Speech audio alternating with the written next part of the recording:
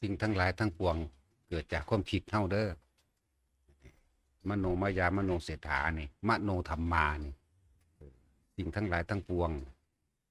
ล้วนเกิดจากความคิดของเฮาเองความคิดนั่นแหละเป็นใหญ่ความคิดนั่นแหละเป็นประธานในตัวเฮาเอง แต่ว่าในความคิดทั้งหลายเหล่านั้นพวกเฮาสิถูกปิดบัง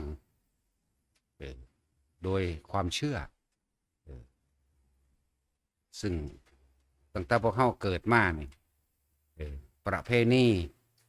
หรือว่าการได้ยินได้ฟังสืบต่อกันมาก็เกิดให้การคิดไปในทางน้อมไปในทางความเชื่อแล้วก็เกิดความกลัวประเพณีต่างๆที่พวกเฮาที่คนโบราณพาเฮ็ดมาก็น้อมไปทางทำให้เกิดความเชื่อน้อมไปทางให้เกิดความเชื่อและความกลัวก็เกิดขึ้นพร้อมแหละแล้วก็บุคคลที่สมควรเชื่อที่พวกเขาได้ยินได้ฟังคือคนเฒ่าคนแก่นั่นหรือว่าหมอผีหมอพราหมณ์จังสิก็เรียกว่าบุคคลที่สมควรเชื่อคือกันอะไรจังว่าที่เฮาบ่เข้าถึงความจริงแต่เกิดมาเฮากับเขาในวงแวดล้อมในความในประเพณีต่างๆในความเสื่อต่างๆพากันเฮ็ดไปนั่นแหละบาการได้ยินได้ฟังมาแล้วก็น้อมไปในทางการคิดแล้วก็เชื่อในเหตุผลตรรกะของตัวเองเพราะว่าเฮาอยู่ในวงล้อมท่านอยู่ในวงล้อมสิ่งแวดล้อมนั้นๆเลยเฮ็ดให้เฮาน้อมไปทางที่ความเชื่อจังซั่นแหละบอกว่าแต่ละคนนั่นน่ะถูกความเชื่อปิดบังความจริงทั้งเบิดเฮ็ดบ่ให้เห็นสิ่งทั้งปวงทั้งหลายเป็นไปตามความเป็นจริงมีแต่เฮ็ดไปตามความเชื่อหลายๆอย่างที่พวกเฮาถูกปิดบังมาเรื่อยๆเพราะว่าหยังเพราะว่าเฮาบ่ได้ฟังธรรมของพระพุทธเจ้าโดยตรงบ่ได้ฟังธรรมโดยตรงบ่ได้น้อมไปทางความเชื่อมันยากอยู่เด้คนที่สิแสดงธรรมเอาความจริงออกมาเปิดเผยนะเอาความจริงออกมาเปิดเผยเอาความจริงออกมาแจกแจงแสดงยกหาเหตุหาผลมาอ้างเพื่อให้เห็นความจริงมันยากเหมือนธรรมดาคือพวกเขามีความเชื่อสมมุติเรื่องบุญแจกเขาเรื่องสิมีความเชื่อในเรื่องของบุญแจกเขาก็เพราะว่าได้กระทำสืบต่อกันมานั่นแหละว่าต้องมื้อนั่นมื้อนี้แล้วก็ต้องเอิ้นแขกหลายๆมากินในมื้อเดียวนั่นแหละแล้วก็ว่าได้ทำบุญหาพ่อหาแม่ปู่ย่าตายายเฮ็ดไปตามประเพณีและความเชื่อเห็นบ่ความจริงจักได้หรือบ่ได้เด้บัดนี่ความจริงบัดนี้ส่วนในประเพณีการทำบุญหาทำบุญ100 วันหรือทำบุญแจกข้าวหาภาษาบ้านเฮา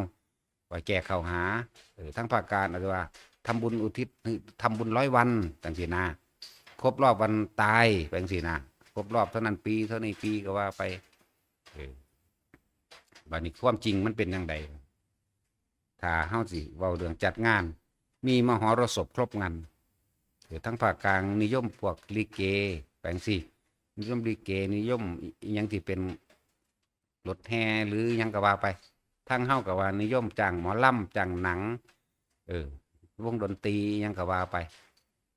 แล้วก็มีการกินเหล้าเมายาฆ่าสัตว์ต่างๆนั้นบ่ต่างกับการทำพลีกรรมเด้นั่นบูชายัน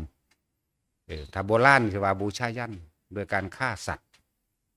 ฆ่าสัตว์และสิอุทิศเพื่อให้ตัวเองมีความสุขหรือเพื่อให้บุคคลผู้ตายได้รับส่วนบุญจากการบูชายันตัวเข้ากับบ่ต่างกันดอกบูชายันคือกันนั่นแหละวันนี้โดยความจริงแล้วนั่นนะตั้งแต่มีเหล่าป๊อกเดียวนั่นครับบ่อาจสามารถที่สิอุทิศบุญได้แล้วผลทานบุญกุศลกรรมดีที่เฮาเฮ็ดมานี่อุทิศบ่ได้แล้วอะไรจังว่าความจริงที่พวกเฮาเป็นอยู่นี่แหมเริ่มต้นตั้งแต่อันคุยกันกับพวกญาติผู้นี้ออกเท่านี้ผู้นี้ออกเท่านี้ผู้นี้ออกเท่านี้เฮ็ดบุญหาพ่อหาแม่เด้นอีนี่มึงได้มูลหลายมึงออกหลายก็มูเด้อนั่นนี่แหมเกิดเป็นกุศลอยู่บ่นี่บ่ได้นี่ศูนย์ให้กันได้นี่แต่ผู้อ้ายใหญ่นั่นแม้นแล้วเจ้าออกไปตั้งตัวก่อนแม้นแล้วอันนั้นแม้นแล้วอันนี้หลายอย่างนี่เว้าเรื่องประเพณีบ้านเฮาเกิดคนบ้านเฮาเป็นแนวนี้คนอีสาน พูดแล้วก็แต่งกันไปเว้าบอกบุญเฮือนนั่นเฮือนนั่นเฮือนนั่นหลายอย่างมีหยังงั้นบ่ล่ะสูเอาหมูจักโตสูเอางัวจักโตเห็นไหมมีแต่แนวสิขาเด่นเนาะเนี่ยความจริงมีหยังบ่ล่ะโอ้จ้างหมอลำเท่านั้นตัวเท่านี้ตัวจ้างหนังอันนั้นอันนี้ก็ว่าไป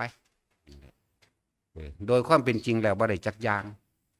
บ่ได้เลย แม้แต่น้อยหนึ่งนี่คือความจริงที่เฮารู้เฮาเห็นมาเฮารู้เฮาเห็นมาและความจริงโดยตำราบัดนี้โดยพระไตรปิฎกว่าแต่มีสิ่งเหล่านี้ว่าอาจสามารถสิอุทิศบุญได้นั่นเห็นบ่ทั้งฝ่ายปฏิฆาหกและมรรคทายกบ่บริสุทธิ์ทั้งสองเลยจักอันมรรคทายกบ่มรรคทายกคือคนทำทานปฏิฆาหกผู้รับทานล้วนแล้วแต่ผิดไปน้ำกันหรือว่าบ้านนี้เอาความจริงคือบ้านนอกเฮาเด้อขางัวขาควายมาเอาสิ้นสันไว้ในเด้อเอาอันนั้นนี่ไว้เด้อเอาตับเอาบีเด้อพุ่นเอาก้อยเด็กไปให้กันแม่นบ่จังซั่นแล้วเบิ่งดูนั่นน่ะมันสิไปเอาอีหยังพวกหมู่นี้ก็บ่มีความบริสุทธิ์บ่บริสุทธิ์ปฏิฆาหกหมายถึงหมู่ภิกษุสงฆ์ก็บ่บริสุทธิ์พระเจ้าก็บริสุทธิ์มักย่องไปเลยเด้คิดว่าให้เพิ่นกินอิ่มๆหนึ่งเข้าไปพร้อมจังซี่นะคิดว่าสิได้บุญติมันมีทางพวกเจ้าวุ่นวายตั้งแต่เรื่องไปเอาเอิ้นทิศมีทิศบุญหรือว่าเสี่ยงนั่นเสี่ยงนี่เนาะมาขาล่ะหุ่นแล้วเบิ่งเขาลักซีนกันอยู่เพิ่นก็บ่แห้งแล้ว ตามันเหลือบไปเห็นเว้าพื้นกันแต่ว่าก็เอาพวกเก่านั่นแหละถ้าว่าแม่ครัวจังซี่ก็ร้อยเอานั่นเอานี่เมื่อจังซี่ก็ฮู้อยู่เด้ก็มันบ่มีเลยไปเอากันในกลุ่มนั่นน่ะคือเก่าแหละผู้นั้นผู้ขานั่นก็เขาก็ฮู้แล้วว่าเขาเอาขาหนึ่งก็รู้แต่ว่าเฮ็ดจังได๋มันบ่มีผู้เฮ็ดจังซี่ความกังวลใจนี่แหมเข้าใจบ่นี่คำว่าบุญคือความสงบเย็นภายในจิตใจของเจ้าของเองตัวนี้ต่างหากเด้ความเย็นความปลื้มใจในสิ่งที่ได้เฮ็ดมันบ่มีจักเม็ดเลยเด้เนี่ยขนาดก่อนที่จะทำเนาะนี่ความเชื่อเห็นบ่ประเพณีนะความเชื่อประเพณีบดบังความจริงซึ่งพวกเฮาบ่ค่อยได้ยินได้ฟังธรรมแบบนี้บ่ได้ฟังคนที่มาเทศแบบนี้จักว่ามีแต่ไหลตามกันเลยเป็นจังซั่น บ่ได้บุญนะแต่ว่านั่นเขาฮู้อยู่ในวันที่เท่านี้วันที่เท่านี้เอาสู้ว่าพวกนั้นเป็นเปรตอยู่เป็นตกนรกอยู่ก็สร้างมื้อนี้นั่งอันนี้นั่งอันนี้ลูกเต้าเจ้าสิเฮ็ดบุญให้เด้อไปงดเว้นให้มันไปรับบุญในมื้อนั้นมาแล้วก็มายืนอยู่แถวบริเวณบ้านผู้แบบมองอันงานนั่นแหละจิตใจของพวกลูกเต้าเราหลานหรือเจ้าภาพทั้งเบิดร่วมกันบางคนก็เมาแอนบ่ได้รู้เรื่องหยังเฮ็ดไปดีใจหลายได้เฮ็ดบุญหาพ่อหาแม่นี่ภูมิใจหลายทั้งเมาทั้งเซทั้งหากมีเบิดทั้งหลายอย่างทั้งเสิร์ฟเหล้าเสิร์ฟเบียร์ถ้ามองมันสิบริสุทธิ์สิอุทิศไปมันบ่ได้จักเม็ดเนี่ยมันบ่ได้เด้คุณงัวควายเขาไปเอาของเขาคุณเลี้ยงสัตว์หมูนั่นหมูเป็ดไก่หอยแครงแมลงภู่สัตว์เด้อหอยแครงแมลงภู่ก็ดีแต่ละชีวิตเด่นนี่แหละคือความจริงที่ว่ามันบ่ได้จักเม็ดเลยจะเมาเหล้าเมายากันก็พอแห้งแล้วคุณผู้มาหลับน่ะจักมีศีลบริสุทธิ์บ่บริสุทธิ์จักทรงศีลทรงธรรมทรงฌานอันใดบ่เฮ็ดไปนํกันจังซั่นแหละนี่คือความจริงที่บอกว่าสินำมาเปิดเผยให้ผู้คนฟังบัดนี้ถึงเวลาอุทิศบุญอันมรรคทายกหรือว่าผู้พาอาราธนาสงฆ์อาราธนาศีลก็ถึงเมาอยู่มันจะเอาหยังไปได้แม่นบ่ซั่นเอาไว้หันพระยายจานนี่เด้อพระยายจานเป็นผู้พาวาเรามักเบียร์อันนี้เรามักเหล้าอันนี้เอาไว้ให้เล่าเนี่ยเบิ่งดูนั่นนะเป็นสั้นอีหลีได้ล่ะพาวาไปก็ว่าไปตัวถีบมันแหละผู้ให้ก็ให้ไปจักใจคิดไปเรื่องใดก็บ่รู้กันนะอะไรหลายอย่างที่พวกเฮาบ่เข้าใจเพราะว่าหยังความเชื่อจากการได้ยินได้ฟังสืบต่อกันมาจากประเพณีการกระทำสืบกันมาพร้อม บุคคลที่ควรเชื่อพวกพ่อใหญ่จานลุงจานผู้นั้นผู้นี้ทิศนั่นทิศนี้เคยเฮ็ดมานี่บุคคลที่สมควรเชื่ออีกบัดนี้ก็ไล่ไปตามเหตุผลตันกะหมายถึงใส่การคาดคะเนของตัวเองกะถ้าเฮาบอกจังซี่ก็ว่าถ้ามันว่าบ่แม่นถ้าว่าบ่แม่นผู้เฒ่าผู้แก่สิพาเฮ็ดมาบ่ว่าเด้ปานว่าผู้เฒ่าผู้แก่เป็นโรคกวิทูบ่ได้รู้แจ้งโลกอีหยังเด้แม่นบ่ล่ะจังซั่นแหละได้ทั้งว่าเฮ็ดง่ายๆบ่ต้องให้ผู้ใดเสียชีวิตและทรัพย์สินเลยในการสิทำบุญหาพ่อหาแม่ก็ดีไปซื้อเอาอยู่ตลาดนะซื้อเอาอยู่ตลาดโลดแนวอยู่แนวกินเฮาก็ดีแล้วก็บ่แม่นว่า10 ปีเดี๋ยวจังทำบุญหาเด้โอ้ยบัดเจ้าของให้กินซุมื้อเนาะว่าพ่อกับแม่พุ่นน่ะรวมเงินกันไว้จักกันไปสิสามัคคีกันลูกเต้าหลานก็ดีเสื้อสิร่วมตัวกันมาทำบุญหาได้เฮาเฮ็ดอยู่นี่ซุมื้อนี่มันก็ได้แล้วไปแล้วบ่ได้ไปขาหยังบ่ได้ไปวุ่นวายกับไผอีกบ่ได้ไปเดือดร้อนกับไผบ่มีผู้ใดมาลงตัวเห็นดีด้วยหรือบ่เห็นดีด้วยบ่ได้มีแขกผู้มีหน้ามีตามาโลดเนี่ยต่างหากแม้กระทั่งการใส่บาตรหน้าบ้านแล้วอุทิศไปยังได้กว่าอีกแต่ว่าการเฮ็ดจังซั่นบ่ได้นี่คือความเชื่อและประเพณีและบุคคลที่สมควรเชื่อเป็นผู้เล่าสู่ต่อกันมาเป็นจังซั่นแล้วการตะของก็อยู่ในแวดล้อมที่นั่นเกิดมาก็เห็นจังซั่นมาเลยอย่างหนึ่งก็เลยเอาเหตุผลเจ้าของมันต้องแม่นเลยเชื่อแบบตายใจสนิทใจบ่มีความแย้งเด้บ่มีแนวแย้งเลยเด้มันสนิทใจแล้วนี่แหละถึงบอกว่าหลายอย่างที่พวกเฮาบ่รู้ความจริงบัดนี้ทำบุญอันน่ะแต่ว่าอุทิศไปเนี่ยมันบ่บริสุทธิ์จักอันจักอย่างผู้รับก็บ่บริสุทธิ์ผู้ทำก็บ่บริสุทธิ์มันเบิดเวลาของมันเด้บัดผู้สิมารับบุญพ่อแม่ปู่ย่าตายายน่ะให้ขึ้นเมื่อเด้ปุ๊บลงไปคือเก่าปึ๊บต้องไปเปรตกับเปรตยุ่งสั่นล่ะบัดนี้นี่แหละนี่คือพวกเฮาบ่รู้ความจริงมันเป็นแบบใดบัดนี้ผู้ใดสิทำบุญหาพ่อหาแม่เจ้าใส่บาตรหน้าบ้านโลดบุญมันเกิดจากผู้ให้บ่แม่นผู้รับนะส่วนอานิสงส์อย่างหนึ่งต่างหากแต่ว่าขอให้บริสุทธิ์ใจตั้งใจเต็มใจบริสุทธิ์ใจสุว่าเฮาใส่บาตรหน้าบ้านสิเป็นขนมห่อหนึ่งหรือน้ำหรือหยังก็แล้วแต่ใส่ไปโลดเพื่อขอผลทานบุญกุศลกรรมดีที่ข้าพเจ้ากระทำมานี้จงถึงแด่มารดาบิดาข้าพเจ้าหรือสิจำเพาะเจาะจงสื่อลงไปเลยก็แล้วแต่ได้ทั้งนั้นเพียงแต่ว่าอย่าทำผิดแต่ที่แรกใจคุณมั่วแต่ที่แรกคำว่าทำผิดใจคุณมั่วใจเราร้อนใจกังวลนะของข้าหลายอันหลายอย่างนี่พูดถึงประเภทนี้ที่ข้ากันทำมาแต่เก่าก่อนของข้าเด้ต้องยอมรับความจริงเด้แต่ละคนที่เคยเห็นมานี่ยากไปน้ำเราคนไปเอิ้นแขกไปเชิญแขกไป2 คนไปจังซั่นไปนั่งย่อๆลงมื้อมันที่เท่านั้นเท่านี้เด้อเอาบุญเฮือนข่อยเด้อทำบุญหาอีพอหาอีแม่หาผู้นั้นหาผู้นี้ให้ลังมองกับไปกับหมาไล่หมาเฮา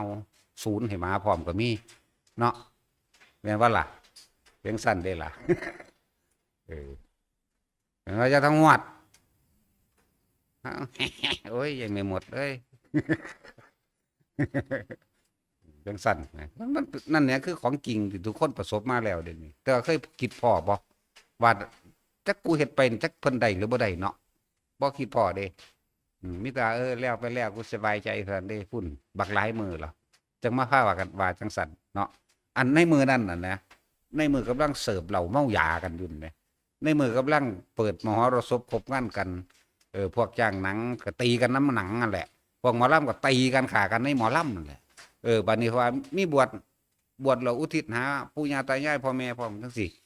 บ่ได้ฮู้จักหยังได้เข้าไปเลยทั้งคนก็เมาเซ่เหม็นหึงๆอยู่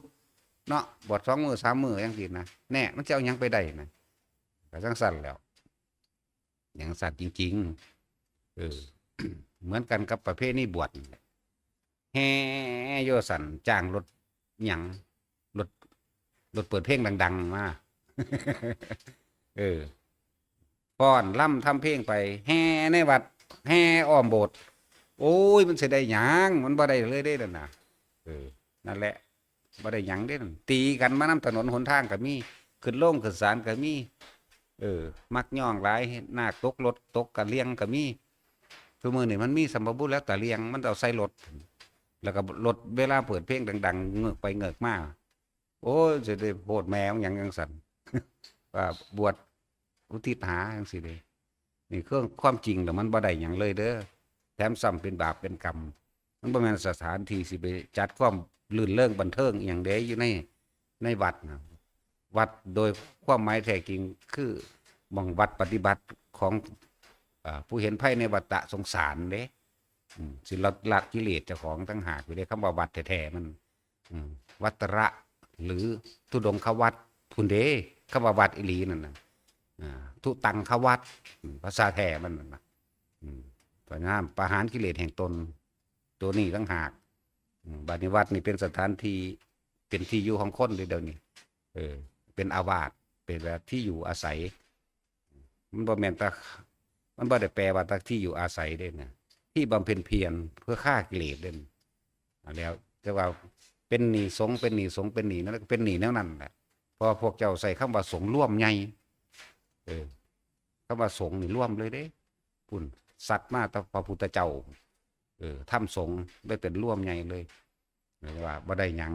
นะเฮ็ดง่ายๆโลดเด้อทำบุญหาพ่อหาแม่ใส่บาตรนั่นได้อุทิศโลดขอผลทานบุญกุศลกรรมดีนี่ที่เฮาเคยเฮ็ดมาผิดพลาดมาแล้วมันบ่สูญหายไปไหนดอกมันอยู่คือเก่ามันแหละ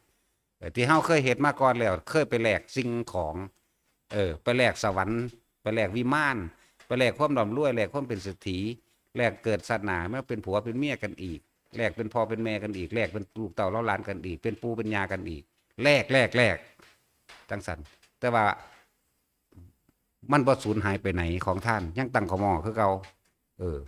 ร้อนนั่นได้ก็ร้อนนั่นแหละเป็นจังซั่นบัดนี้อานิสงส์มันบ่ได้เพราะว่าเฮาไปแลกแล้ว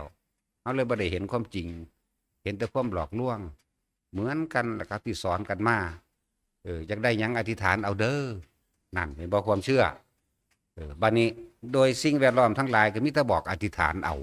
เนาะขอรอแค่แลนี่แหมไปทำบุญนั่นนี่อธิษฐานเอาเด้อแล้วก็สอนกันปรารถนาสวรรค์นี่แหมให้ไปเกิดในภพภูมิดีๆเด้อไปสวรรค์สัตว์ฟ้าเด้อจังซี่แหมเพิ่นบ่ได้สอนให้ไปเกิดสวรรค์เด้พระพุทธเจ้าสอนแท้ๆสอนให้เห็นทุกข์ทุกข์เกิดแก่เก็บตายสอนให้เห็นสาเหตุแห่งความทุกข์คือความอยากสอนให้เห็นหนทางแห่งความดับทุกข์มรรคมีองค์8แล้วก็เห็นนิโรธเห็นความดับทุกข์ในตนพี่ได้แนวเพิ่นสอนบ่แม่นสอนว่าให้ไปสวรรค์ให้ไปพรหมโลกนั้นเป็นเรื่องตกข้างซื่อๆเด้อันนั้นมันจะช่วยว่ามันตกข้างในนรกพุ่นติในอบายภูมิพุ่นเปรตมั่งเดรัจฉานมั่งนรกมั่งเด้พุ่นมันสิไปตกพุ่นตินั่นแหละจังว่า ถ้าเฮาสิเฮ็ดง่ายๆโลดบ่จำเป็นต้องไปมีวิธีเฮ็ดไผเฮ็ดมันโลดกับพ่อแม่ไผมันอยู่แหมถึงสิพ่อแม่ผู้เดียวกันแต่ว่าลูก5 6คนนี่แหมก็เฮ็ดไปของไผของมันตัวมันก็เป็นสื่อบอกถึงความเป็นกตัญญูตกวิทิตาธรรมนำบ่หาแต่ไปเอิ้นผู้นั้นผู้นี้ดอกพ่อแม่เจ้าของเลี้ยงเจ้าของมาก็เฮ็ดไปโลดไปหยังแม่นบ่ล่ะซั่นตัวได้ขนมนมเนยมาเท่าใดก็สร้างเฮาสิเอาอีหยังอยากกินอีหยังเฮาอยากกินหยังหรือเห็นแต่เก่าก่อนเพิ่นเคยอยากกินหยังก็เฮ็ดไปให้เพิ่นตัวท่านปั๊บเข้าไปขอผลทานบุญกุศลกรรมดีที่ข้าพเจ้ากระทำวันนี้จงถึงแด่มารดาบิดาของข้าพเจ้าหรือนี่เจาะจงซื้อไปเลยคุณพ่อนั่นคุณแม่นี่ก็ว่าไปปู่นั่นย่านี่ยายนั่นยายนี่ก็ว่าไปตัวเนี่ยเจาะจงไปเลยก็ได้จังสั้นนั่นแหละบุญเกิดจากเฮาบุญเกิดจากผู้ให้เกิดความสงบเย็นในตัวเองเมื่อมันสงบเย็นเพราะไม่มีความปรารถนาหรืออธิษฐานขอสิ่งใดบ่ได้ไปแลกทรัพย์สินเงินทองสมบัติบ่ได้ไปแลกความบ่มีโลกบ่มีภัยบ่ได้ไปแลกสวรรค์บ่ได้ไปแลกไว้เป็นผัวเป็นเมียบ่ได้ไปแลกอย่างใดๆทั้งสิ้นเข้าใจบ่มันอุทิศมันก็ไปทั้งตัวส่วนผู้รับนั่นน่ะก็ขึ้นอยู่กับกรรมของเขาเองส่วนที่ได้รับก็รับไปส่วนผู้บ่ได้รับก็อย่างหนึ่งแต่ว่าตั้งใจบริสุทธิ์ใจจริงใจของเขาต่างหากพี่บริสุทธิ์ใจในการเฮ็ดไปสิแม่เข้าใจคำว่าบริสุทธิ์ท่านหรือความบริสุทธิ์คือท่านบ่ได้หวังหยังนี่แม่บ่ได้หวังว่าเจ้าของสิได้เกิดมารวยหน้าตาดีสวยหรือเป็นผัวเป็นเมียกันอีก บ่ได้ไปสิสวรรค์สิไปเป็นพรหมโลกหรือเป็นเจ้าฟ้ามหากษัตริย์ในศาสตร์ใดอีกบ่มีนี่แหมนี่แหมบริสุทธิ์แหมแต่อุทิศไปมันไปหน้าแม้นบ่ได้มันก็ไปตั้งข้างไว้จักบ่ล่ะมันก็ไปตั้งข้างไว้สมมุติว่าผู้บ่ได้ของท่านนี่ได้เปรตชนิดสุดท้ายในตำราเพิ่นว่านะในปราชตูชีวีเปรตเนี่ยผู้กำลังจิตจะพ้นและแสวงหาการเกิดปราชตูชีวีเปรตคนผู้ที่จักได้ชีวิตใหม่ก็ว่าได้จักได้ชีวิตใหม่พวกนี้นั่นแหละ ถ้าอุทิศไปถ้าพวกยังสี่ได้ปั๊บเลยได้ถ้าพ้นแค่การนั่นได้แล้วก็ไปเกิดได้เลยยังสี่นะผลท่านเป็นแบบนั้นสวดมนต์กับกุศลมากอีกอย่างหนึ่งทำสมาธิภาวนาจิตสงบกับอีกอย่างหนึ่งเด้อย่าลืมว่าตำรายังมีตำรายังมันบ่ได้กล่าวไว้ทั้งเบิดเด้ถ้าสิกล่าวทั้งเบิดมันบ่แม่นแค่84,000ธรรมขันธ์เด้มันเท่าใดล้านธรรมขันธ์มาเด้ถ้าสิเว้ากล่าวทั้งเบิดนี่แหละจังว่าตำรามันก็มีนั่นของมันอยู่เพิ่นแนะให้เฮาเฮ็ดเอาเองแต่ว่าประสบการณ์ของผู้ฝึกหัดปฏิบัติประสบการณ์ของผู้เห็นสิมีมากกว่าตำราอยู่นะแต่ว่ากับวันนี้จากตำราดอกคือจังการอุทิศบุญให้พวกเปรตทำปรีกรรมหรืออุทิศบุญจังสิได้ก็มีนี่ก็มีอันนั้นแต่จังเป็นเรื่องประสบการณ์ไผมันอะไรเฮ็ดง่ายๆเด้อบาดนี่พ่อแม่ไผพ่อแม่มันกับพ่อแม่เดียวกันนั่นแหละแต่ว่าด้วยความสำนึกกตัญญูของไผของมันนี่ต่างหากเด้อผู้ใดเฮ็ดหยังก็ดีสิถวายผ้าอาบน้ำฝนสายชุดผ้าไตรชุดบวชหรือเป็นเจ้าภาพบวชหรือเป็นสร้างกุฏิวิหารหยังก็แล้วแต่เฮ็ดแต่ของโลดนะ10 บาท20 บาทพี่มองมันได้ความบริสุทธิ์ใจพี่เด้ความอุทิศไปความนึกไปความกตัญญูในตัวเองคิดถึงบุญคุณพ่อแม่ตั้งหากเด้บ่ได้เกี่ยวกับสิ่งของเด้อสิ่งของแม่นมากแม่นน้อยไปคือเก่าถ้าคนบริสุทธิ์ใจวันนี้พวกเจ้าสิแท่นเป็นแสนท่านเป็นแสนเป็นล้านก็สร้างได้บาทถ้าพวกเจ้าค่าแหลกนั่นแหลกนี่มันบ่ไปเด้อมันเฮ็ดจังได๋บ่ไปตัณหาคืออย่างเหนียวมันดึงมันติดตั้งเจ้าของไว้แล้วมันติดความอยากได้เจ้าของนี่ตัวนี้ได้ผูกจักว่าล่ะผูกไว้บัดนี้อุทิศไปบักหลายๆขอก็ขอบักหลายๆคือกันพูนขอให้ลูกเต้าเล่าหลานแบบนั้นแบบนี้สารพัดบ่ให้เก็บบ่ให้ไข้บ่ให้ปวดบ่ให้ป่วยนี่แหละคนบ่ฟังธรรมพุทธเจ้าแล้วบ่ฮู้จักว่าเพิ่นสอนหยังนั่นแหละแล้วก็ในสิ่งแวดล้อมทั้งหลายที่พวกเฮาพบมาขอเอาเด้ออธิษฐานเอาเด้อปรารถนาหยังเบิ่งดูนั่นน่ะเพิ่นบ่ได้ให้ปรารถนาหยังเป็นจังซั่นนั่นแหละจังว่าแต่ละคนเด้อบัดเปลี่ยนใจใหม่ทำท่านยังกระสร้างคอยทำด้วยความบริสุทธิ์คือไม่แลกไม่ปรารถนาสิ่งใดแต่สามารถอุทิศบุญได้อุทิศผลทานนี่ได้เพราะผลทานบุญกุศลกรรมดีนี่ยังที่ว่ามาได้ คือผู้ใดตั้งจิตใหม่ตั้งความคิดใหม่เด้อบัดนี้เด้อทุกอย่างเกิดจากจิตเบิดนั่นแหละเพราะว่าสิการไปเกิดเวียนว่ายตายเกิดเป็นหยังก็แล้วแต่เกิดจากความคิดของเฮาในความไม่รู้บัดนี้บอกให้รู้ซะบุคคลผู้ตั้งจิตในการทำทานอย่าหวังผลในทานอย่ามีจิตผูกพันในผลแห่งทานอย่าไประลึกนึกถึงในการขอเพื่อให้ได้สิ่งนั้นสิ่งนี้บ่มีเลยทานไปปั๊บนี่อุทิศบุญโลด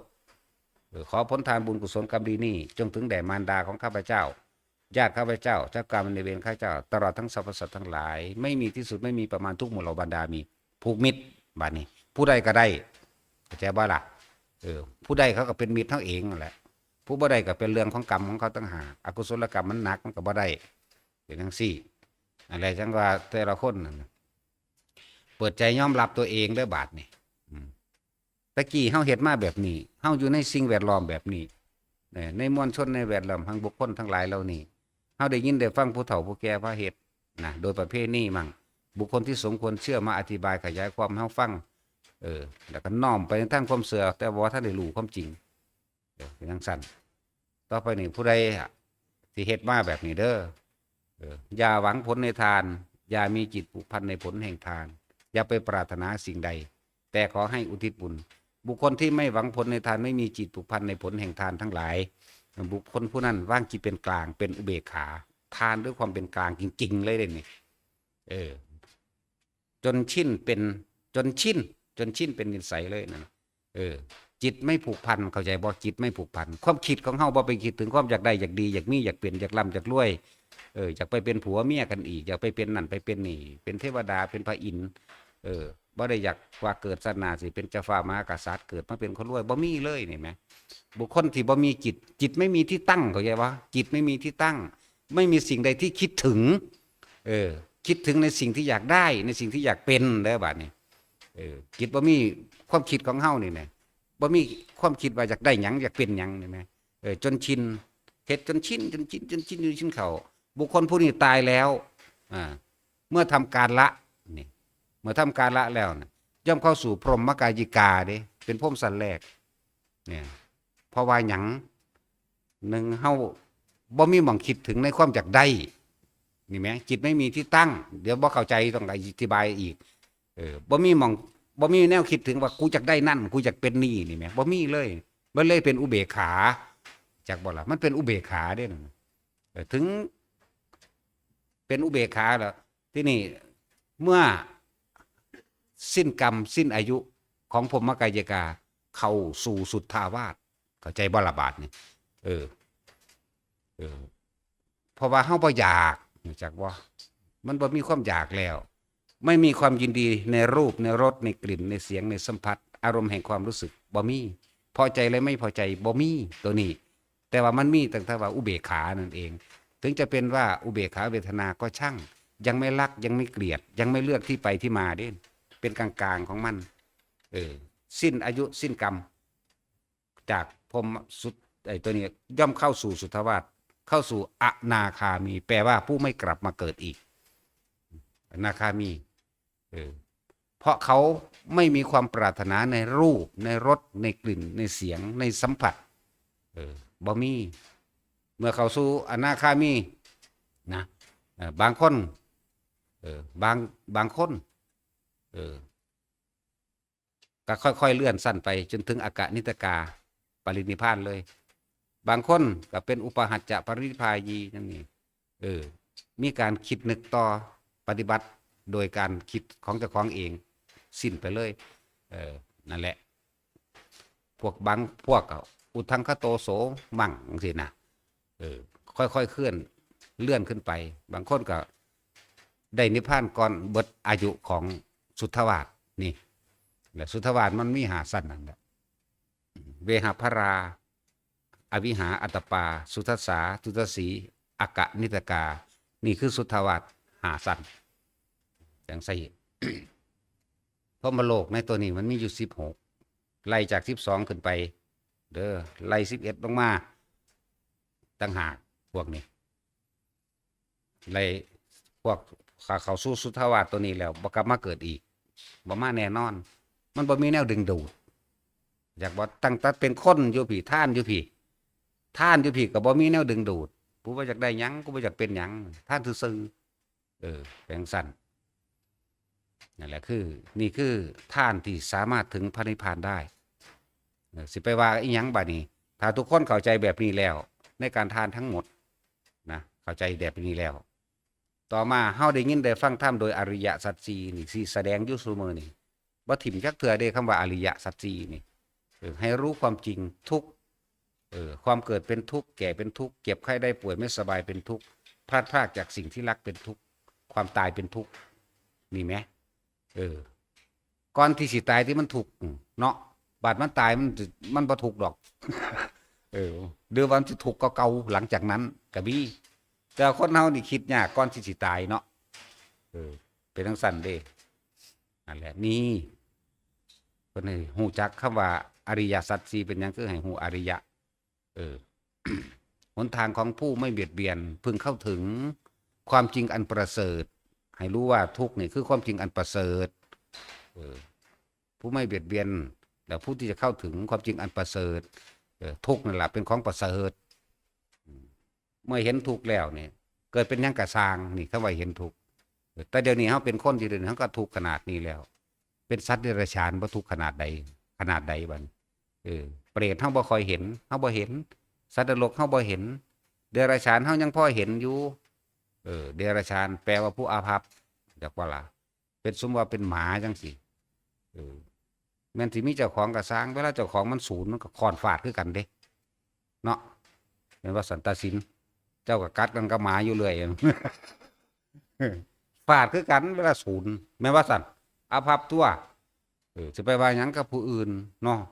จังซั่นแล้วงัวควายคือกันเป็นผู้อาภัพทั้งที่อยู่อาศัยอาภัพทั้งอาหารบ่เป็นอิสระเด้สัตว์ใดๆทั้งสั้นทั้งสิ้นน่ะบ่เป็นอิสระดอกบ่ไปเป็นอิสระแก่ชีวิตเด้พวกนี้อยู่ในควบคุมเบิดจังซั่นแล้ว เฮายังพอเห็นเฮายังพอคำนึงคำนวณได้เวลาหมดแดงกัดเฮายังศูนย์ว่าสั่นบี้อยู่ว่าสั่นมุนว่าบ่มุนอีกเนาะยุ่งก็คือกันแหลกอยู่ว่าสั่นนะนี่เฮาก็ยังพอเห็นได้แต่ว่าพวกเปรตหนักกว่านั้นอีกความหิวในโลกมนุษย์บ่ได้เศษเสี้ยวของความหิวในเปรตเด้หิวแบบแสบแบบเมื่อยแบบเพลียแต่ว่าบ่ตายนี่แหมทรมานคือหยังนี่เด้มันธรรมดาเด้เคยเป็นมาแล้วเด้อันที่เว้ามานี่ก็เลยเป็นมาแล้วว่าซั่นสิเว้าความรู้สึกได้บ่นรกก็ลงมาแล้วเพราะซั่นสิเอาความรู้สึกถอดความรู้สึกมาให้บ่จังซั่นแหละคือจังเขาเอาเบ็ดเกาะปากบ่แม่นเขาเด้มันเกาะเขามาเอาเองโลดเด้บ่ธรรมดาบ่เกาะตีนก็คือกันนะค่อยเกาะตีนเขียดจังซี่แหมความรู้สึกของเขียดมันเป็นจังซั่นเกาะหลังก็คือกันเกาะปลาเข็งเอาปลาเข็งนี่ไปเฮ็ดเหงื่อของปลาใหญ่แหมโอ้ยเวลาปลาอันตัวเทือนสิมาสวบน่ะบ่มันดิ้นหนีธรรมดาบ่เคยเห็นบ่เวลาเฮาย่านงูก็เลยตกใจหาวิธีสิสู้อยู่ว่าซั่นเนาะเรื่องซั่นตัวนั่นแหละนี่พระพุทธเจ้าเพิ่นสอนเพิ่นให้เห็นทุกข์เนี่ยเกิดเป็นหยังก็ทุกข์นี่แหมเป็นคนยังทุกข์ขนาดนี้เป็นอย่างอื่นสิทุกข์ขนาดใดเนาะเกิดเป็นหยังก็ทุกข์ได้บัดนี้เทวดาก็ทุกข์นะจะคิดว่ามันบ่ทุกข์แต่มันก็ทุกข์คือกันนั่นแหละจังซั่น แต่ว่าบัดนี้ให้มันเห็นสาเหตุแห่งทุกข์ความอยากเฮาเองความอยากเฮาเองความคิดเฮาเองคิดว่าได้นั่นคือสิดีเนาะได้อันนี้คือสิดีเนาะแล้วก็ดิ้นรนแสวงหานี่แหมสาเหตุมันเนี่ยเป็นจังซั่นแต่เฮาฮู้จักสาเหตุมันแล้วเฮาก็ย่นเข้ามาอยู่กับตัวเองให้เป็นตาบัดนี้หนทางแห่งความดับทุกข์มีหยังมรรคมีองค์8แน่มรรคมีองค์8บัดนี้เมื่อตะกี้เฮาไม่รู้ความเชื่อประเพณีโดยความเชื่อโดยต่างๆบุคคลทุกคนบดบังเฮาเบิดบัดนี้รู้แล้วบัดนี้รู้แล้วบัดนี้ก็เฮ็ดไปตามสิ่งที่รู้ตัวบัดนี้ตอนที่เฮาบ่รู้เฮาสิย้านบาดวันคันคามเบิดทุกอย่างตอนที่เฮาบ่รู้น่ะย้านเบิดย้านพิษนั่นย้านพิษนี่ย้านเจ้าของป่วยย้านเจ้าของบ่รวยย้านบ่อยู่ดีมีสุขย้านผู้นั้นพิษนี่พิษจังซั่นพิษจังซี่เนี่ยเฮ็ดตะกี้บัดนี้รู้แล้วถ้าเฮารู้แล้วนั่นน่ะความจริงถูกเปิดเผยออกแล้วนะความกลัวย่อมหายไปตัวหายไปได้บัดนี้เนี่ยเพราะว่าสัมมาทิฏฐิเกิดตะกี้มิจฉาบัดนี้มันสัมมาเห็นตามความเป็นจริงตะกี้เฮาเห็นตามความเชื่อเด้บ่ได้เห็นตามจริงแต่บัดนี้เห็นตามความเป็นจริงแล้วนั่นแหละเมื่อความจริงถูกเปิดเผยความกลัวย่อมหายไปป่านนี้เฮาก็เห็นหนทางแห่งความดับทุกข์ได้ก็มรรคมีองค์8เห็นตามความเป็นจริงทุกสิ่งทุกอย่างหาความจริงลังอย่างยืนบ่ได้เดินทางเข้าสู่ความแตกดับนี่เห็นจริงละบัดนี้สัตว์โลกเป็นไปตามกรรมการกระทำสิ่งใดก็ช่างล้วนแล้วแต่เกิดจากการกระทำของผู้นั้นบ่มีผู้ใดมาดลบันดาลความสุขและทุกข์ให้ไผได้แบบนี้ทำสิ่งใดย่อมได้สิ่งนั้นนี่เห็นตามความจริงอ๋อมันก็ออกไปด้วยบัดนี้คิดสมาสังกัปโปแปลว่าดำริชอบดำริตามความเป็นจริงคิดตามความเป็นจริงซะคิดตาเฮาเห็นผู้นั้นผู้นี้ปุ๊บเฮาก็คิดแต่เรื่องของนั้นเป็นจริงเรื่องความจริงทั้งเบิดไผสิเว้าเรื่องใดก็สร้างเมื่อเฮารู้ความจริงแล้วเฮาก็คิดตามความจริงนั่นแหละเพียงสั้นนั่นเห็นบ่ปัญญามันเกิดแล้วเรียกว่าปัญญาเกิดรอบรู้ในสิ่งทั้งหลายทั้งปวงแล้วได้บัดรอบรู้ในกองสังขารแถวบาลีนั่นวันนี้เฮาเว้าภาษามันเข้าใจง่ายในอีกนัยยะหนึ่ง รู้ตามความเป็นจริงแล้ว เห็นตามความจริงแล้วบ่ได้เห็นไปตามความเชื่อได้บ่านี่เห็นตามจริงแล้วเลิ่นคิดกันก็เลยคิดไปตามจริงสัมมาวาจาก็เลยพูดเฉพาะความจริงเท่านั้นสัมมากัมมันโตกระทำสิ่งใดก็กระทำเฉพาะตามที่มันเป็นจริงเท่านั้นตะกี้เฮากระทำตามบ่เป็นจริงสัมมากัมมันโตการกระทำเด้นะเห็นบ่คือจังหวะมานั่นแหละเรื่องประเภทนี้แจกเข้าหากันเฮ็ดจังซั่นจังซี่นี่ปานนี้บ่แล้วเฮาฮู้จักแล้วเป็นจังซั่นแล้วเฮาก็กระทำหยังกระทำตามความเป็นจริงตะกี้อาจสิกระทำว่าอาจจะไปพึ่งสิ่งอื่นเห็นบ่การกระทำทั้งหลายไปพึ่งสิ่งอื่นนอกจากตนนอกจากธรรมตะกี้เห็นโพ่นก็ไหว้โพ่นขอให้โพ่นปกปักรักษาเห็นกกไม้ก็ไหว้กกไม้กล้วยตานี่ก็ไหว้เห็นบ่ล่ะย่านแต่ของบ่มีความสุขย่านตะผีเฮ็ดย่านตะอันนั้นย่านตะอันนี้นี่กระทำเห็นบ่การกระทำนั่นแหละแล้วก็หาอันอื่นๆมาปกป้องคุ้มครองเจ้าของแฉวหมูตันแฉวสร้างนอแลบแฉวเสือแม่นบ่ล่ะกระดูกอันนั้นกระดูกอันนี้ก็ว่าไปมาป้องกันเจ้าของจังสั้นแล้วนี่การกระทำเล่านั้นบ่เป็นความจริงบัดนี้มันเห็นตามจริงแล้วมันบ่สนได้บาดจังสั้นนั่นแหละการกระทำโดยชอบธรรมตามความเป็นจริงนั่นแหละ สัมมากัมมันโตสัมมาอาชีโวประกอบอาชีพอันเป็นที่สุจริตบ่ไปเบียดเบียนทำลายผู้ใดเสียชีวิตทรัพย์สินถ้ามันบ่แม่นที่สุดถ้าผู้ที่สุดแล้วหมายถึงว่าทั้งคนและสัตว์แต่ผู้พระท่านที่สุดอาจจะไม่ทำคนเพราะว่าการทำคนมันเห็นอยู่แล้วว่ามันต้องขึ้นหากูแน่ก็อาจจะทำสัตว์ก็ได้นั่นหมายถึงว่าให้เบิ่งฐานะของเจ้าของนำเบิ่งในความเหมาะสมกับฐานะอาชีพการเงินการงานหรือหลายๆอย่างในตัวเองล่ะบางคนบ่อยากเฮ็ดแต่ว่าด้วยความจำเป็นก็ต้องฆ่าปูฆ่าปลาต้องหาอยู่หากินลักษณะนั้นซะก่อนแต่ว่าเฮาบ่รักเฮาอาจจะฆ่าอยู่ก็ได้สินะนั่นแหละ สัมมาอาชีโวสัมมาวายาโมความเพียรชอบความเพียรตามความเป็นจริงเฮ็ดหยังก็สร้างต้องเฮ็ดให้มันเป็นไปตามความจริงไม่ใช่ว่าเพียรพยายามตามความเชื่อเด้เพียรพยายามกระทำสิ่งใดก็ช่างตามความเป็นจริงนี่บัดนี้สัมมาสติระลึกการนึกถึงก็นึกถึงความจริงนี่แหละสิไปนึกถึงหยังเนี่ยทั้งเบิดแล้วก็เป็นสัมมาสมาธิเองสิ่งที่เฮาเฮ็ดมาเรื่อยมาตั้งแต่สัมมาทิฏฐิมีความเห็นตามความจริงได้แล้ว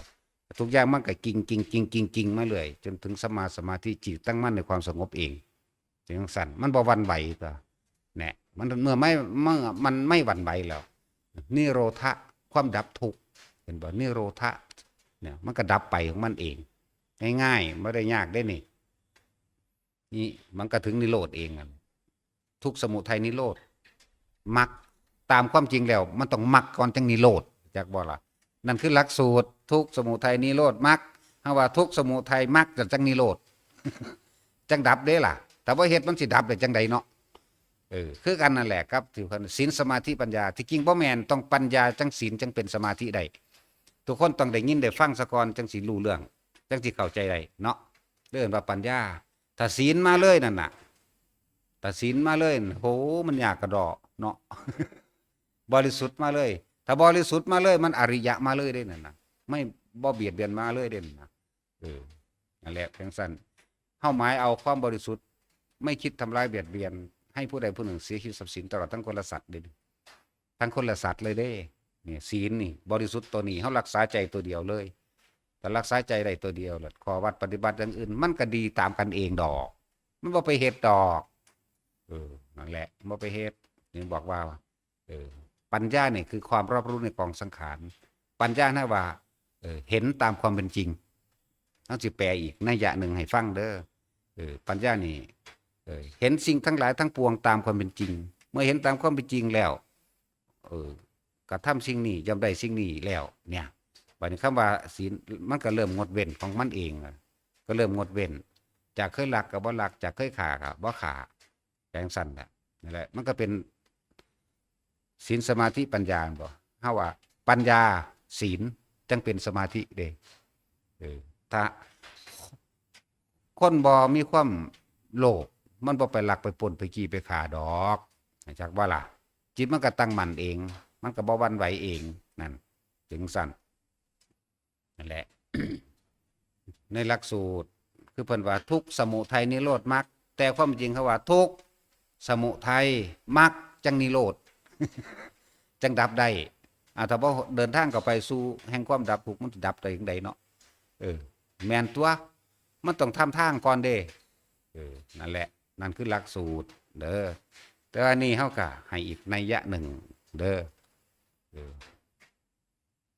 ดับทุกข์ไปเลยโดยบ่ได้มีการฝึกหัดปฏิบัติโดยบ่มีมรรคมันเป็นไปบ่ได้แต่ที่เว้าตามจริงก็คือกันเหมือนกันกับสุตตมยปัญญาการได้ยินได้ฟังนี่ได้ยินได้ฟังเท่าจังเกิดความเห็นได้จังเกิดการรอบรู้ตามความเป็นจริงได้หรือก็รอบรู้ในกองสังขารได้สุตตมยปัญญาการได้ยินได้ฟังเป็นเหตุให้เกิดการคิดการคิดเป็นเหตุให้เกิดการเห็นก็เห็นตามความเป็นจริงนี่แหละนั่นแหละจังหูจักข้างว่าภาวนามยปัญญาได้นั่นน่ะจิตตมยปัญญาการระลึกถึงจิตเจ้าของเองจังภาวนามยปัญญาด้วยอำนาจแห่งสมาธิก็ว่าไปเหตุแห่งความหลุดพ้นหายางก็ว่าไปเป็นสั้น บัดนี้ทุกคนฟังดีๆแล้วเอาไปนึกตึกตองตามความจริงจากประสบการณ์จริงของเจ้าของเด้อบ่แม่นจากจินตนาการหรือเอาผู้อื่นมาเป็นเครื่องเปรียบเครื่องเทียบเอาตะของนี่เด้อตะกี้โอ้ยกูเฮ็ดคือเพิ่นว่าอีหลีว่ากูตะท่านหยังเขากูขอนั่นขอนี่โลดนี่แหมแม่นบ่สั่นสัมพอมันบ่พ้นจักเทื่อแล้วมันมีแต่อยากได้เนาะท่านแล้วยังไปเป็นเจ้าของท่านอันนั้นก็ของกูนี่ก็ของกูแนมมือแนมตีนเพิ่นสมมุติว่ามาท่านในพระก็เลยโอ้ยหอดบายของกูเครียดซ้ำบางที่ต่อหน้าต่อตานี่เอาเห็นเอาให้เด็กน้อยซ้ำเครียดซ้ำนี่แหมมันยังเป็นเจ้าของอยู่เด้นั่นบ่ล่ะบ่พอใจจังซั่นแล้วเฮาเฮ็ดประจำอยู่แล้วจังซั่นแหละท่านล่ะก็บ่ย่องกูซ้ำก็มีด่ากูซ้ำก็มีเนาะจังซั่นตัวนั่นแหละเฮาจึงบอกว่าบ่หวังผลในท่านบ่มีจิตผูกพันในผลแห่งท่านเพิ่นสิใส่บ่ใส่เฮาให้แล้วขาดออกแล้วขาดออกจากความเป็นเจ้าของการไปขอนั่นขอนี่แลกนั่นแลกนี่มันยังเป็นเจ้าของท่านอยู่เด้ยังเป็นเจ้าของอยู่เด้นั่นน่ะยังไปหวังเอาหลายกว่าเก่าอีกใส่ซอง20 บาทป๊าดโตเนาะขอเป็นมหาเศรษฐีมึงดูหั่นมันสิได้บ่แต่บ่ไปเหตุการณ์เหตุงานเอาเองไหมเนาะคือกันละล่ะบัดนี้ก็พวกรวยมาหารวยแล้วก็ไปหาซื้อของเขามาแม่นบ่ล่ะซื้อเด้นั่นน่ะซื้อขายแลกเปลี่ยนเด้นั่นน่ะรุ่นรวยไม่เลิกบ่เลิกแล้วผู้มันขายแม่นบ่สั่นจริงๆแล้วนะความจริงแล้วนะถ้ามันรวยบ่เลิกมันบ่ขายดอกมันก็เฮ็ดเอาเองของมันนั่นแหละมันก็อธิษฐานเอาเองของมันนั่นแหละนี่แม้ความจริงที่ถูกเปิดเผยไหมอันพวกเฮ็ดนั่นน่ะงกงักจักเอาอันไหนมาสวดใส่เด้สวดมั่วๆจังซั่นล่ะสูเอ้ยผู้ใดก็เลยสูฟังดีๆแน่เด้อทำท่าก็เล่งเข่งขึมเนาะทำท่าเล่งเข่งขึมเอาสายสิญจน์สายเอาไฟนั่นแหละมาผูกหัวผูกหยังผูกมาลงตรงเตงยาวกันไปเอาใส่น้ำมือน้ำหนึ่งมันสิได้แม่มึงหยังรู้จักบ่ล่ะ นี่แหละเฮาสิเปิดเผยให้ฟังสวดบทนั้นสวดบทนี้เฮาสวดเอาเองก็ได้เด้ล่ะเนาะจังซั่นแล้วอันนั้นดีอันนั้นดีนะเอาอธิษฐานเอานะจังซี่นะหลวงพ่อทันใจจังซี่เอ้ยบ่มีดอก ไปขอจังได๋ก็นั่งสึงหลึงอยู่คือเก่าอยู่เฮ็ดตาหลูบๆเด้เพิ่นนายคักเพิ่นบ่อยากเลี้ยวเบิ่งฮอดหน้าสังเกตมึงเด้อพระพุทธรูปองค์ใดเฮ็ดตาเงือกเทะเลขึ้นมีอยู่ดอกบ่มีเบิดเทะเลเฮ็ดตาเหลือกใส่นี่บ่มีแต่เฮ็ดตาหลูบๆสลดใจเฮ็ดตาหลูบๆเพิ่นเลี้ยวเบิ่งปลายดังเพิ่นบ่อยากเบิ่งไผดอกอยากเขาล่ะจังซั่นแหละหลวงพ่อรวยหลวงพ่อเฮงจังซี่เนาะหลวงพ่อท่านใจรุ่นรวยไม่เลิกโอ้ยจากรุ่นแมงยังกระดอกกระเดียดอกสิบอกให้เด้อบอกว่าอธิษฐานเอาเด้อจังสันจังซี่เด้อถ้ามันได้อีหลีมันบ่เอามาขายมันขอเอาเองแล้วมันอธิษฐานเอาเองแล้วเด้อเหมือนกันกับพวกว่าไปซักณเมตตาหรือว่าอันเครือเขาหลงเขาได้จังไปหาแนวจังสันมาแสวงหาแล้วซ่องเสาะอยู่เนาะ นั่นแล้วเป็นจังซั่นตัวนั่นแหละจังว่าสิเปิดเผยความจริงให้ฟังที่จริงบ่มีหยังทุกอย่างมีเหตุคือเกิดจากกรรมคือการกระทำของเจ้าของเองคนเฮาสิเป็นไปตามความคิดว่าอยากได้นั่นได้นี่ก็ไปรับจ้างเอาตัวเนาะเออลงทุนเอาเองตัวสั่นต่างหากมันไม่มีผู้ใดมาเสกไปได้เด้จักเขาสิเอามาสาใสแต่มันอันขอได้ก็เลยคนอยู่นี่ขอเป็นเบิดคนทั่วโลกขอเป็นเบิดได้บาทนี่7,200 กว่าล้านคนขอเป็นเบิดแต่ของคนผู้เดียวมันก็กองทัพหัวตายแล้วจื้อก็บ่ได้จะขอหยังเนาะแม่นว่าล่ะเลยสั่นตัวจักโง่คักปานนั้นแท้คนก็เลยเออคือเว้าเรื่องง่ายๆนั่นแหละ เรื่องนอแรดแล้วก็เรื่องอันแขวหมูตันนั่นแหละแต่มันตันอีหลียิ่งบ่แตกยิ่งบ่เข้าอีหลีมันสิได้ของมันก็มันตายได้จังได้แขวมันนั่นนะถ้ามันก็พาแขวมันแล่นหนีตัวแม่นว่าล่ะก็สั้นแล้วแรดก็คือกันโอ้ยของหายากซาลือกันจังซั่นจังซี่อุ้ยไปเบิ่งทั้งแอฟริกานะหลายคักนอแรดก็เลยลงไปอันนั่นนี่เขาก็ฆ่าทิ่มอยู่ว่าสั่นง่าสร้างมันก็คือกันพวกล่าสร้างล่ามีโอ้ยสารพัดแถวเสือไฟป้องกันอันนั้นป้องกันอันนี้วาซานโตมันเองยังป้องกันโตมันเองบ่ได้มันตายได้จังใดมันเนาะก็จังซั่นแหล้วนี่แม้ความจริงไหมมันตายได้จังใดบัดนี้ซุมื้อนี้มันหายากหมูก็เลยหมูป่าก็ดีเสื้อสิได้แขวมันมันหายากคนไปหายิ่งเอามันตายเบิดล่ะบัดนี้เลยตกรุ่นได้บัดได้มาจากไสได้มาจากปูเจ้ามาจากไสมาจากปูไล่มาด้วยเจ้าว่ามาของอีพอเนาะไสอีพอเจ้าบัดนี้ตายล่ะปู1ปู2ปู3 4 5 6ตายล่ะ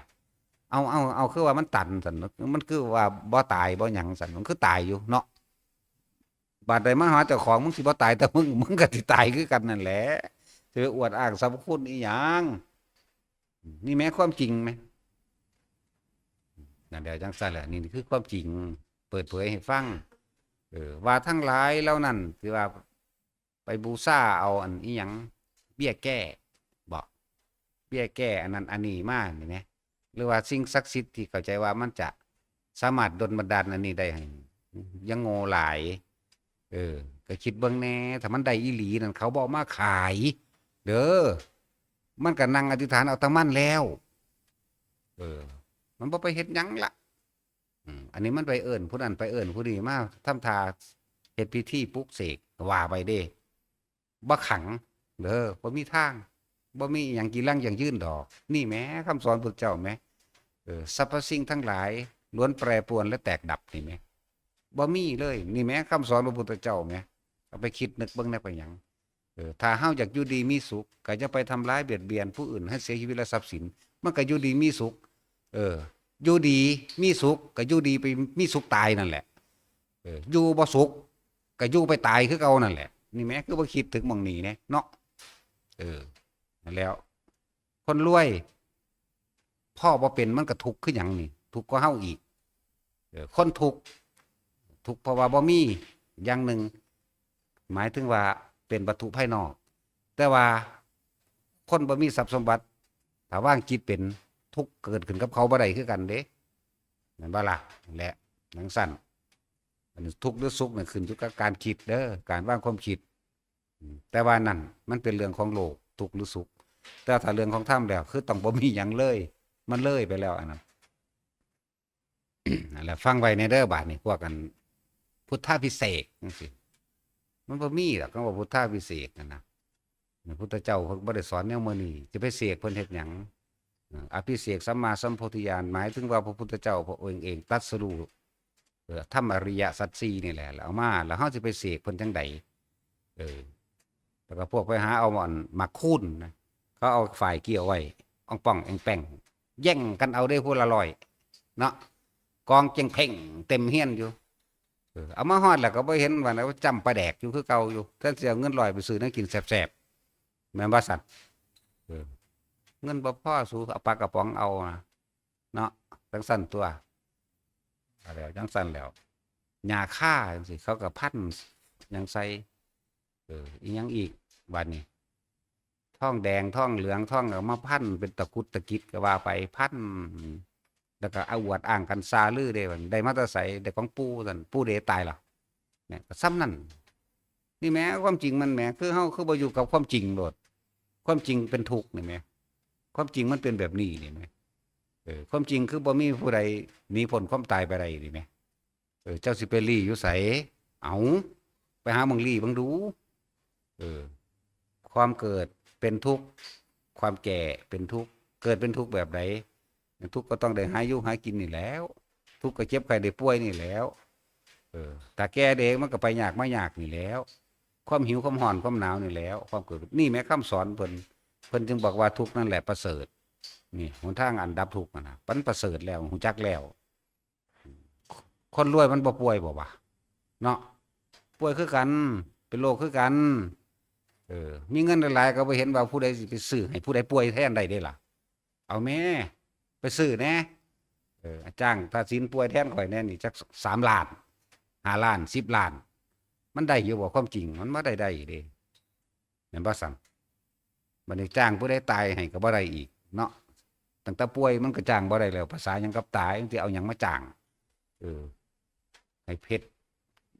เป็น10 ล้อคันรถพุ่นก็ดางให้ทองเป็น10 ล้อก็สร้างให้เงินเต็มคันรถมันก็ตามมันบ่มีผู้ใดไปจ้างความป่วยความตายผู้ใดได้เด้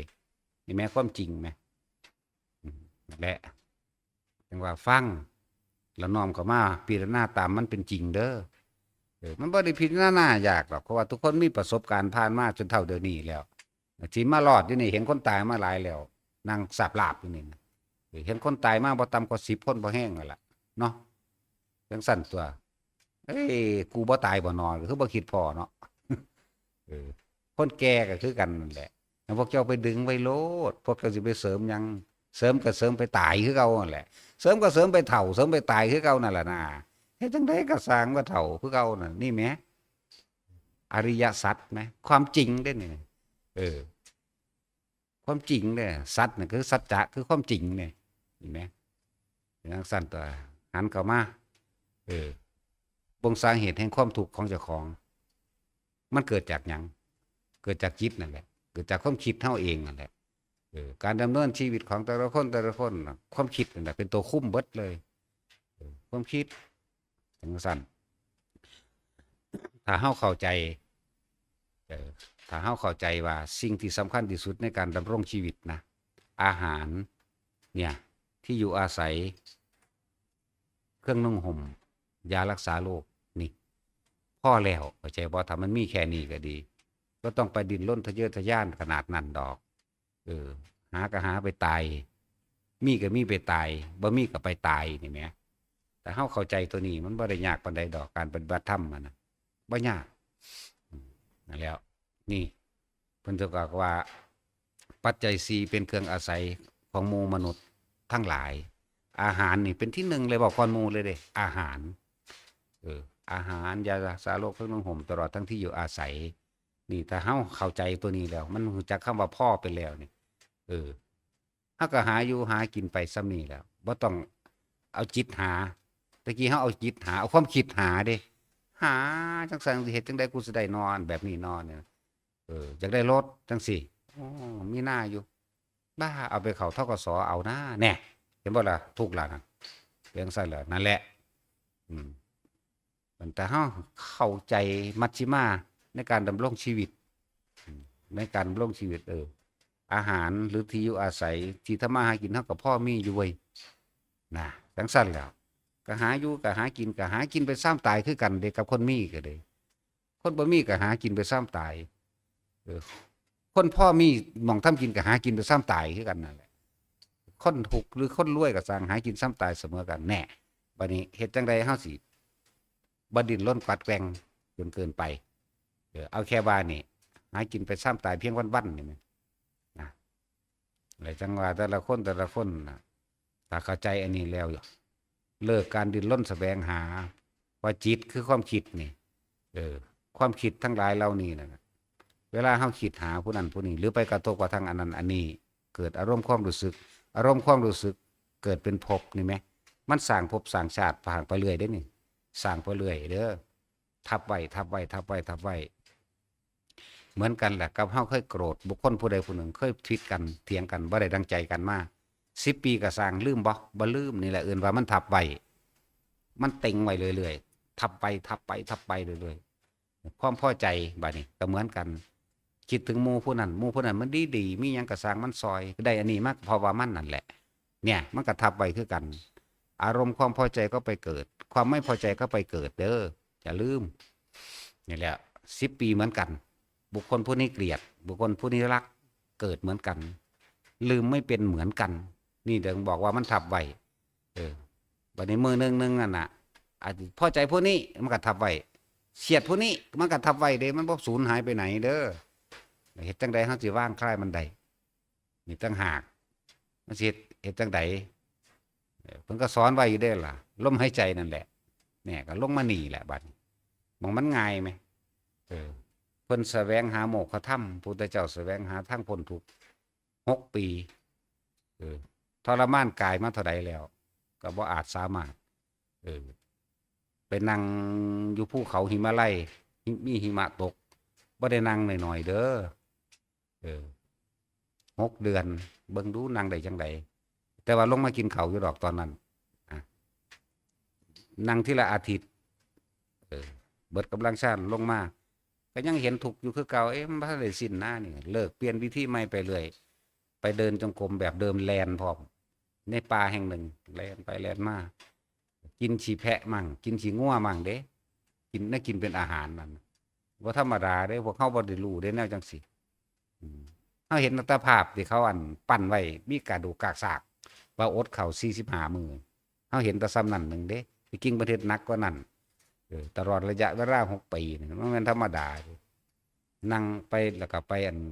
อาบน้ำคือเขาก็อาบโอมอยู่ก็คือเขาก็โอ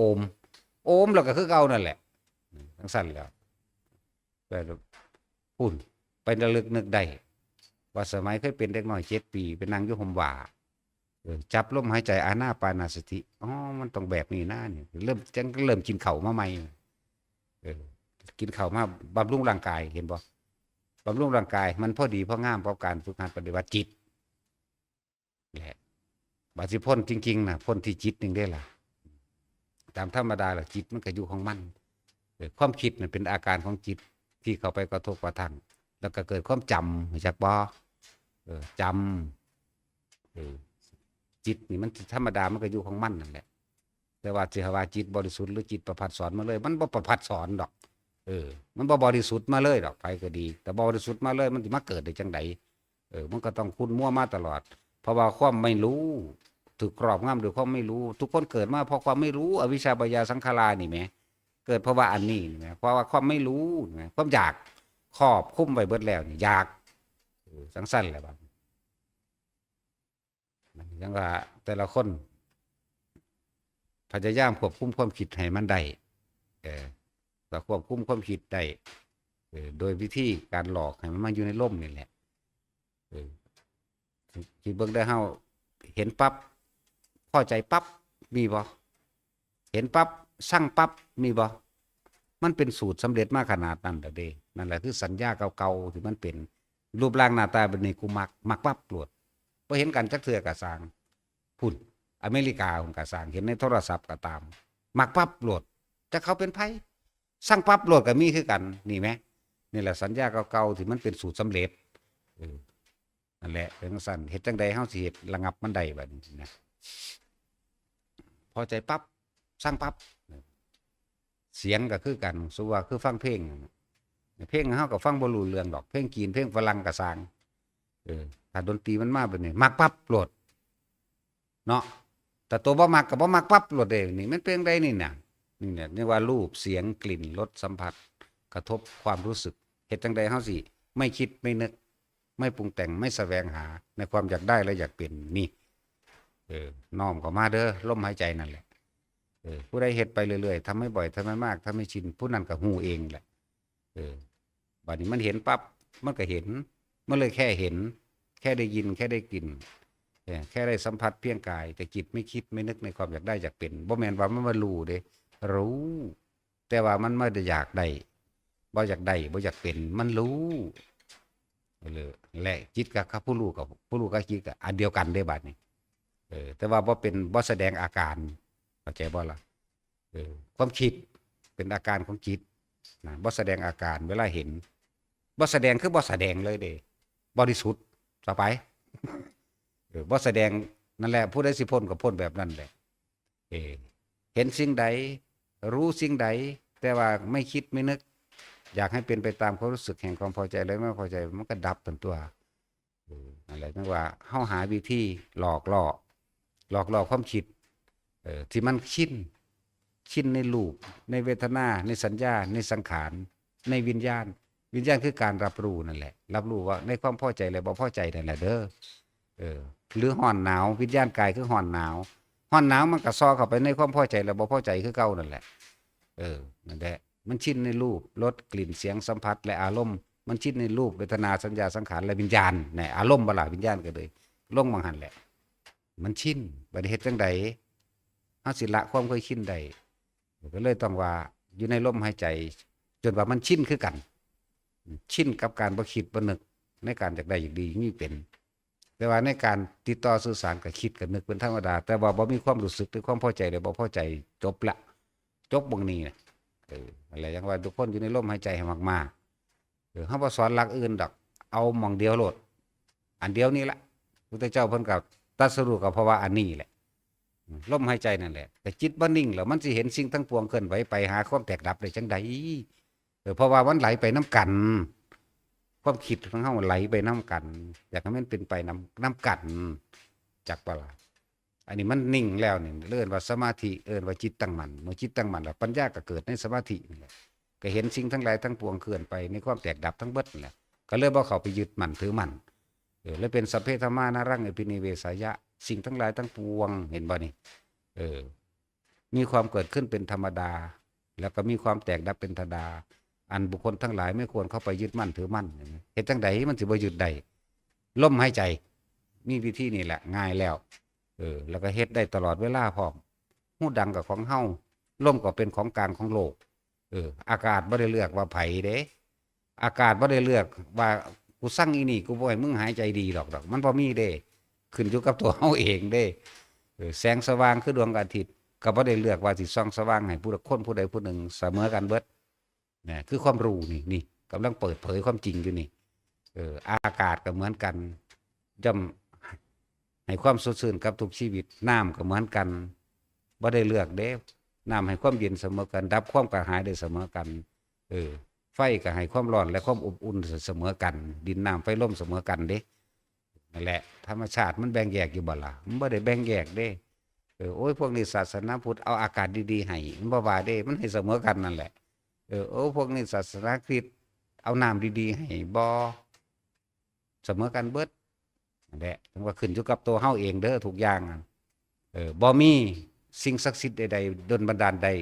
บ่มีบ่มีพระอินทร์พระพรหมว่าสิดลบันดาลอันนี้ผู้ใดๆบ่มีพระเจ้าบ่มีอีหยังใดๆทั้งสิ้นแล้วพวกเฮานั่นน่ะพระเจ้าสอนมากที่สุดลงที่ปัจจุบันบ่ได้ให้ไปกังวลในอดีตบ่ต้องไปถามหาตามหาดอกว่าเจ้าของเป็นไผในอดีตก่อนเกิดมาข้าเป็นใครเกิดมาแล้วไสใครเป็นข้าบ่สิไปนำหามันเฮ็ดหยังคือบ่อยู่ในหูดังโลดเข้าใจบ่ล่ะก่อนเกิดมาข้าเป็นใครสิไปนำหาเฮ็ดหยังสิเป็นไผก็เลยมันตายมาแล้วเด้ล่ะนะเนาะ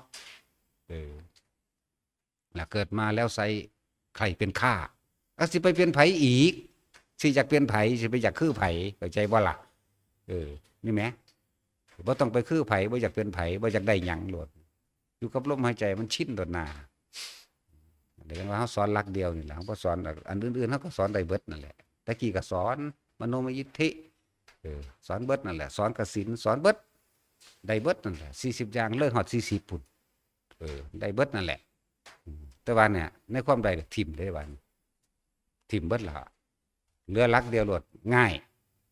แล้วก็ทำได้ทุกเวลาอีกเพราะว่าฮู้ดังน่าจะของอากาศมันก็มีของมันอยู่แล้วเต็มโลกเนาะสติก็มีอยู่ในตัวของความคิดของไผของมันนี่ไหมสตินึกคิดระลึกไหมจะผู้ใดมาบังคับก็บ่บังคับเจ้าของเองเนาะอย่าลืมเด้ เจ็บไข้ได้ป่วยก็บ่มีผู้ใดป่วยแทนใดตายก็บ่มีผู้ใดแทนใดจ้างไผก็บ่เฮ็ดได้ไปบ่แม่นว่าผู้ใดสินั่นถ้ามันเฮ็ดได้ก็สิมีอยู่ผู้รับจ้างเนาะแต่ว่านี่มันบ่ได้เออมันเฮ็ดได้มีเด้จะว่าบ่มีเด้ถ้าสิพูดถึงจ้างป่วยแท้แน่ๆมันก็สิเซาป่วยอยู่แหมกูก็รับจ้างเอาก็ได้ ถ้ามันพอค่าจ้างเนาะแต่ว่ามันบ่มีจ้างตายก็ตายได้เพราะเขาทำเพื่อบุคคลที่รักเขากล้าเด้ว่าล่ะคืออาสาไปรบหม้องหันไปรบหม้องนี้ได้เงินนั่นแหละแม้แต่นิทานธรรมบทมันก็มีมาแล้วคือพระโพธิสัตว์เท่านั่นแหละจ้อยแห่งดำกำลังกองยนก็ซ้ำว่าจ้างไปตายตัวนั้นนะแต่เจ้าขายากนี่ได้ตอนพอท่านขาได้กระสร้างนี่เจ้าเริ่มอาสาปุ๊บท้องเท่าโตคนนี่ค่อยให้แม่เจ้าก่อนนั่นเห็นบ่ล่ะก็ยังเฮ็ดได้เห็นบ่ล่ะแต่จังซั่นมันมีก็ยังว่ามันมีอยู่ถ้าเจ้าขาได้บัดนี้เจ้าสิได้เงินอีกเท่านั้นเล่มเกียนได้บ้านซวยอีก16ตำบลนะมันมีเด้นะแต่ว่ามันความจริงแล้วมันเฮ็ดบ่ได้หมายถึงว่าจ้างตัดสินไปป่วยแทนแน่นี่จ้างไปตายแทนนี่มันจ้างบ่ได้ความจริงมันอันนั้นเล่าเฮ็ดเพราะกตัญญูเห็นบ่เนี่ยมันมีอยู่แต่มันจ้างได้อันหมายถึงว่าจ้างป่วยกับจ้างตายอันนี้เพิ่นเอาชีวิตไปแลกเพื่อให้ได้สิ่งมาด้วยความกตัญญูต่อมารดาของเพิ่นเองอันมันคนละอย่างกันอยู่ความจริงมันจ้างกันตายก็บ่ได้จ้างกันป่วยก็บ่ได้ปวดแขวก็ให้ผู้อื่นปวดแทนกันมันสิได้อยู่บ่ซั่นก็บ่ได้เนาะมีแต่เจ้าของไปถอนถิ่มตัวเห็นด้วยนี่น้อยๆนี่มันก็ยังไปถอนถิ่ม ถอนแขวว่าซั่นถอนแขวแม่งบ่ซาซ้ำนี้นึงก็ยังสิไปถอนมึงดู แต่ว่าถอนอีหลีเด้อันนี้